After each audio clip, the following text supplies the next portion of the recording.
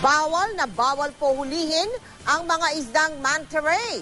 Pero sa Cebu City, kilo-kilong kinatay na manta ray ang nasabat bago pa man ibenta sa palengke. Nakatutok si Vic Serna ng GMA Cebu. Tila lumilipad sa dagat ang mga manta ray. Kadalasang makikita sa ilalim ng karagatan kung saan ito nanginginain.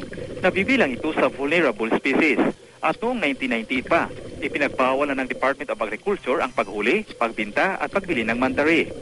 Hanggang 5,000 pisong multa at 4 na taong pagkakakulong ang ipapataw sa mahuhuling lumalabag. Sa kabila nito, tuloy pa rin ang paghuli sa mga manta ray.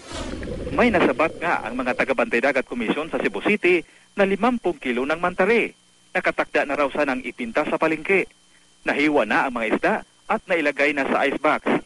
Ayon sa Bantay Dagat, isang tip ang natanggap nila na may kalakal ng manta ray. Napapariting kaya minamanmanan ang pagdating nito kahapon. Tama ginabantayan kay lisod makita may madaot kay mingom ng mga wandang environmentalist nga nung wata makapugong. Inibestigahan ang may dala ng higanting pagi. Tinanggi niyang pagmamayari niya ang manta ray o tinatawag dito sa Cebu na sanga. Binigay lang raw ang manta ray sa kanya at pinabibinta sa palengke. Pinag-aralan pa ng Bantay Dagat kung sasampahan siya ng kaso. Itong katapusan lang ng Marso, nabisto ng mga tauhan ng Department of Veterinary Medicine and Fisheries ng Cebu City sa Pasil Market ang aabot sa 60 kilo ng karne ng manta ray. Pero walang umamin kung sinong may-ari nito. Ayon sa mga otoridad, naibibinta ng maaabot sa 500 peso kada kilo ang manta ray at kadalasan daw kinagawang ulam.